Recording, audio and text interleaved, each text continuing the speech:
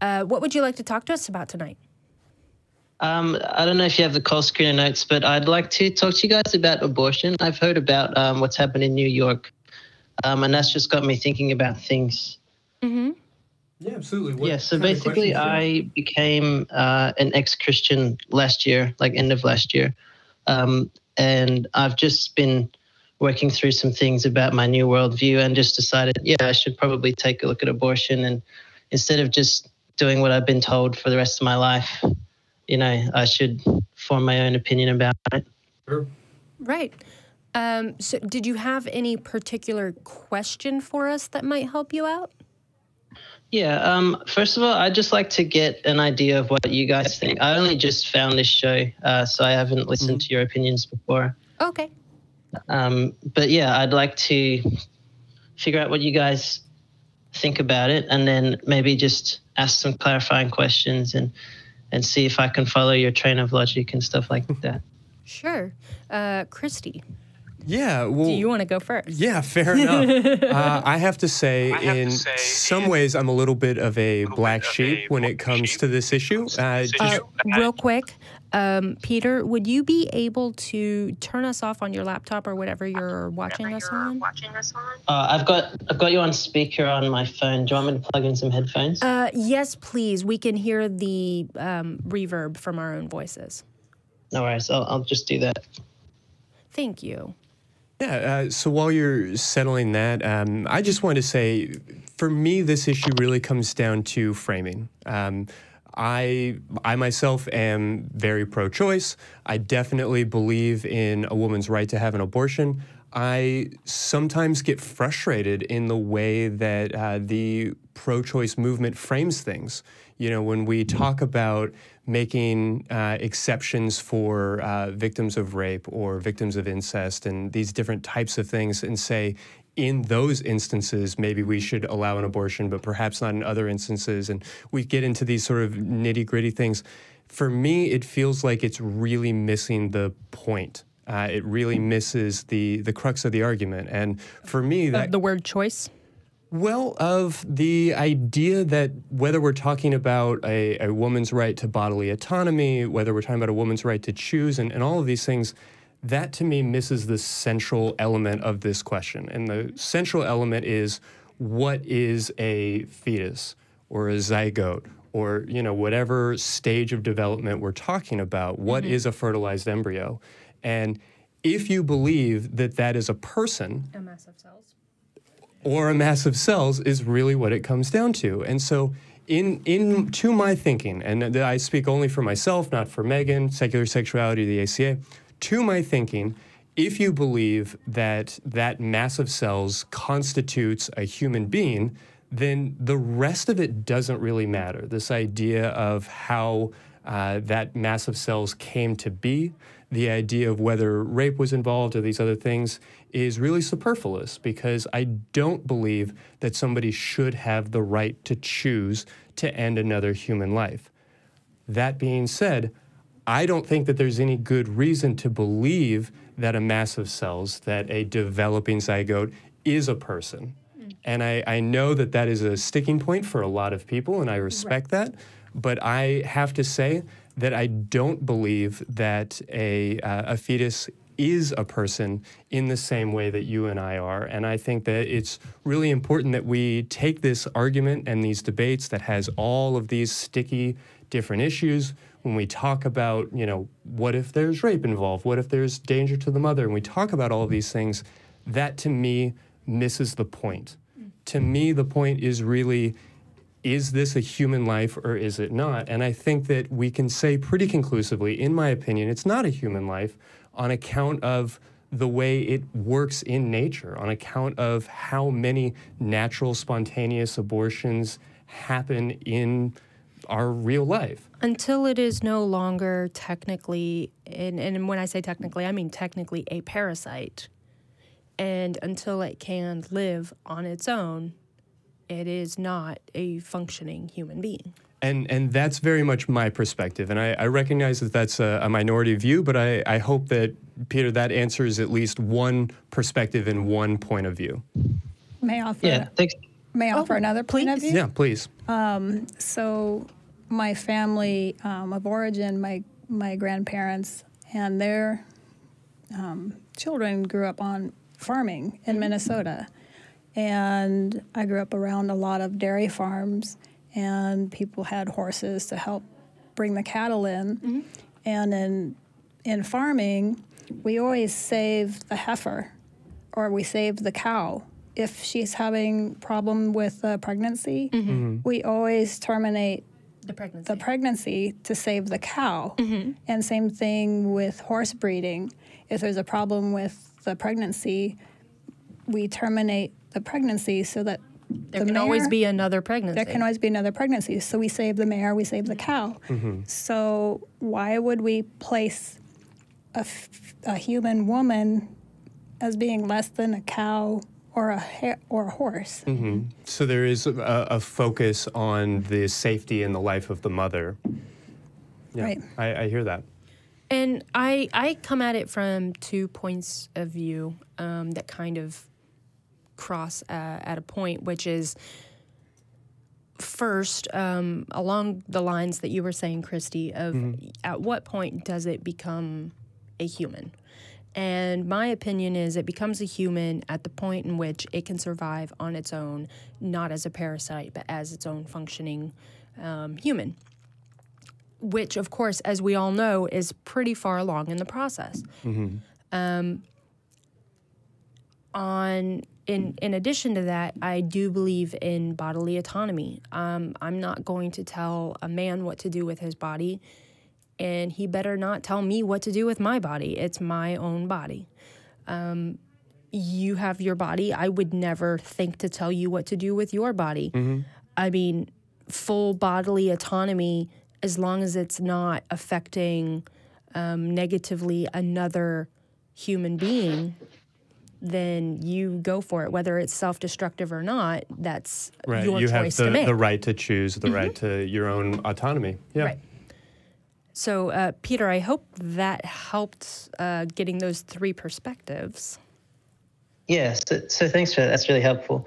I guess I just want to acknowledge that, there's, from what I could tell with the debate, there was sort of, if you go back to if it's a human or not, and then if it is a human, then we don't kill it. I guess that's sort of one perspective.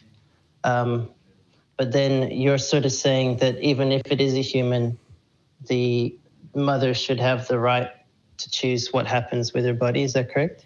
Are you asking me, or are you asking? Yeah. Okay, so I'm saying that up until the point where that fetus can survive on its own, because up until that point, it is just clinically a parasite. That is what it is. It cannot survive on its own. It is feeding off the host, which is the mother. It will not survive outside of the host's body. Up until that point, I do not consider it to be a human being. A human being, once it becomes able to survive outside. Now, granted, we can discuss, generally speaking, the time frame that it that becomes a viable option. But that is far and beyond past, what the quote-unquote heartbeat bill would say. And it's far beyond what many of the laws that are trying to be pushed through Project Blitz say. Yeah, so I guess during my time as a more conservative Christian, I listened to people like such as Crowder, Ladder with Crowder, that sort of stuff.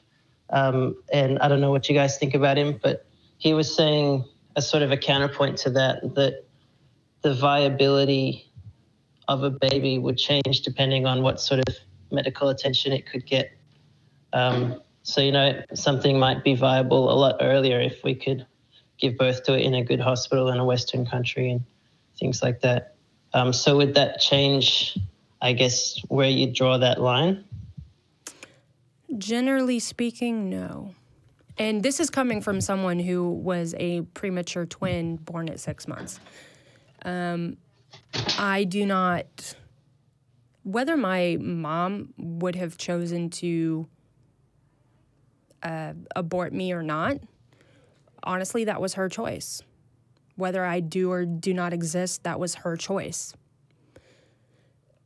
Yep. That being said, I'm here now, so that's my opinion. Yeah, so you're here to work with what you've got. Right. Yeah, I mean, in that same kind of vein, I know that when we talk about rape and these other things, it does become a more complex issue. But from a general standpoint, your mom had the choice to have you from the moment that she had sex. And I'm certainly not saying that, you know, you had sex and you have to suffer the consequences. We are definitely pro-sex Not here. the argument I'm making, but I do think it's somewhat universal to humans to choose to procreate. And I think that choice continues on past the point of intercourse. Of conception. Yeah, past the point of conception. Mm-hmm.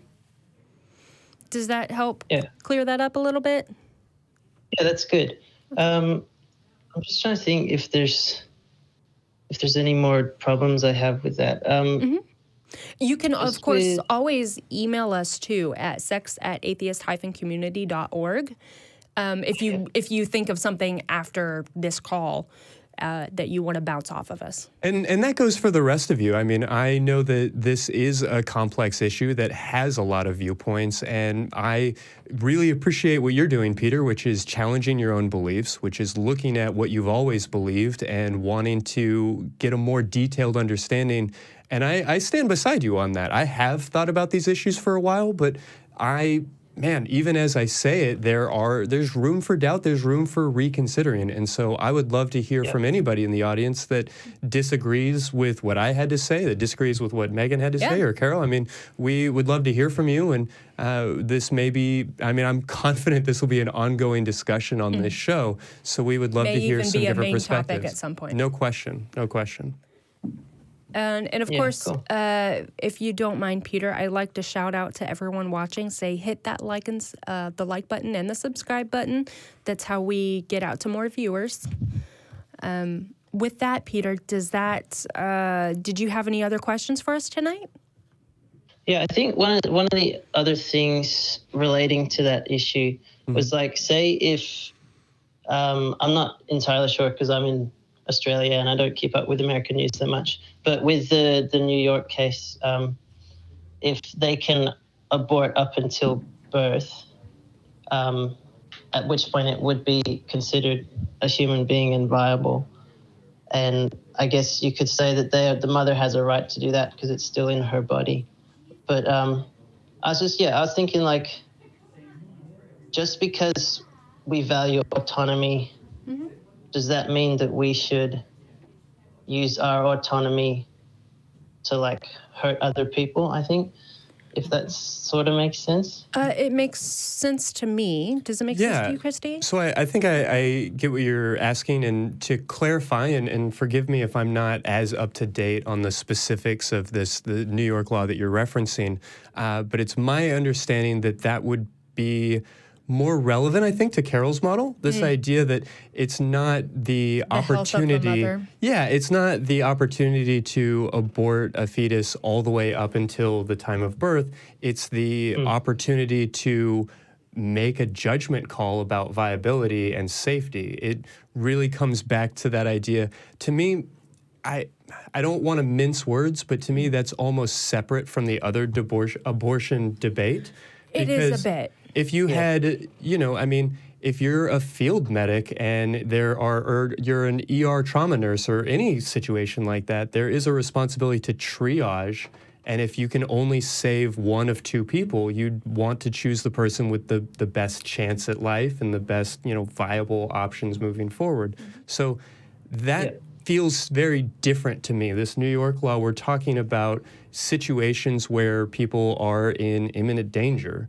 And that, to me, is less about whether a fetus is a person or this or that or the other.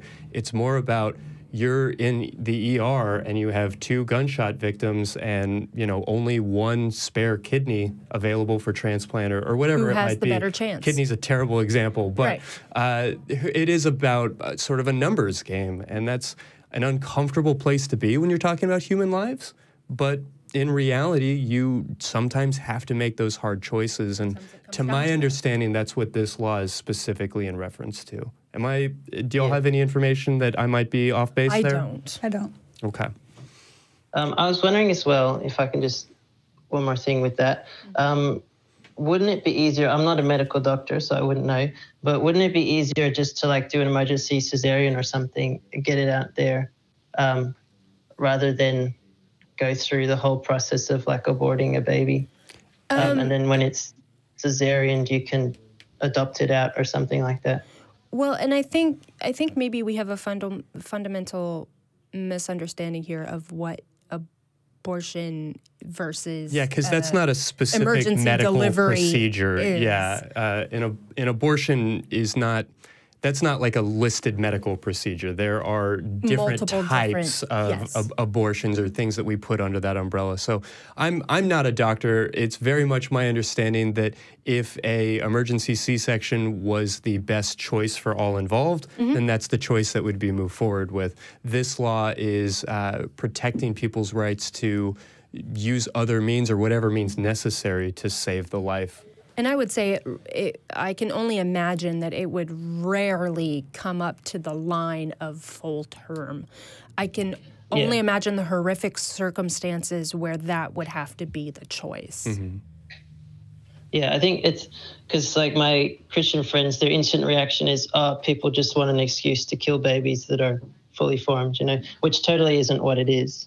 But it's sort of hard to get past that emotional reaction to start with. My understanding completely lines up with yours. People are making these arguments. I mean, you can't log on to Facebook without seeing people making these arguments.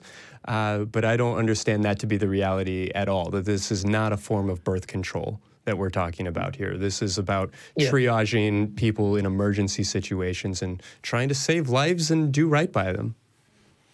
Yeah, I think that's really good. Like really honest and kind intentions behind the law, and not just like, we want to murder people. And hey, if there are doctors or legal experts in the audience, tell us where we're wrong. Feel free to give us a call. Please email us, and we'll definitely correct that as soon as we can. But as it stands, as non-doctors and non-lawyers, that's very much our understanding. As lay people, as they would say. So, Peter, if that is all, thank you so much for your call. Yeah, thanks for having me on. I really appreciate your time. Of course. Absolutely. You have a great night.